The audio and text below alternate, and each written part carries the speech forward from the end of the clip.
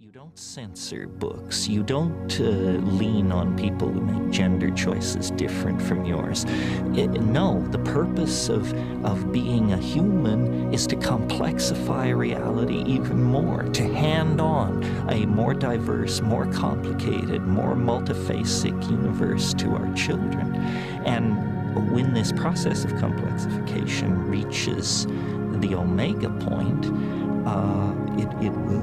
it will fulfill, I believe, the expectations of all of these religions, but it will fulfill it in a mature, scientific, and